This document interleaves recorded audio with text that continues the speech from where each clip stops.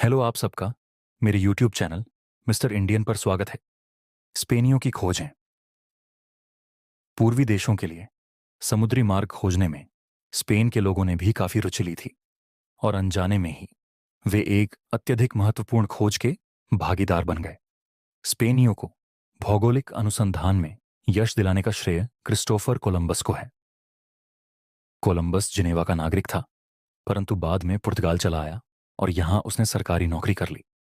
Marco Polo के यात्रा वृत्तांतों तथा भूगोलवेत्ता टोस्केनेली के लेखों ने उसे भारत का जलमार्ग खोजने की प्रेरणा दी।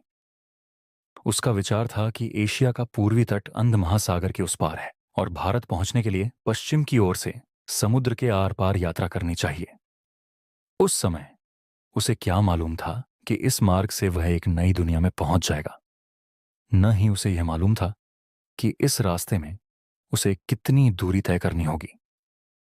उसके पास दूर की यात्रा के योग्य साधनों का अभाव था। बड़ी मुश्किल के बाद वह स्पेन की रानी आइसाबेला को मना पाया और रानी ने उसकी आवश्यकताओं के लायक उसे आर्थिक सहयोग देकर नया मार्ग खोजने की प्रेरणा दी। 3 अगस्त 1492 ईस्वी के दिन कोलंबस ने केडिज के निकट पालोस बंदरगाह से 3 छोटे जहाजों मेरिया, पिंटा और नीना के साथ अपनी महान यात्रा के लिए प्रस्थान किया। कैनरी द्वीप पहुंचने के बाद वह पश्चिम दिशा की ओर बढ़ता ही चला गया। 5 सप्ताह तक धरती के दर्शन नहीं हुए। कोलंबस के लिए जीवन और मृत्यु का समय उपस्थित हो गया, क्योंकि धर्मभीरु मल्लाह विद्रोह पर उतारू हो गए थे। 6 अक्टूबर को दूर क्षितिज पर पक्षी उड़ते दिखाई दिए और 5 दिन बाद कोलंबस ने अमेरिका की भूमि पर पहला पांव बहामा द्वीप समूह पर रखा।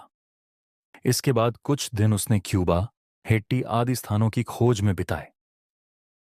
कोलंबस अपनी इस खोज की महानता को भी नहीं जान पाया, क्योंकि उसने सोचा कि वह एशिया के दक्षिण पूर्व में स्थित भारत इंडीज द्वीप समूह में पहुंच गया है। इसीलिए उसने वहां के मूल निवासियों को इंडियन कहा। स्पेन लौटने पर उसका शानदार स्वागत किया गया।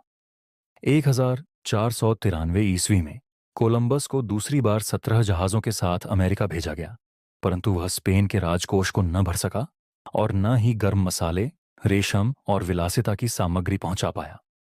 दुख और क्षोभ में 1506 ईस्वी में इस महान नाविक की मृत्यु हो गई।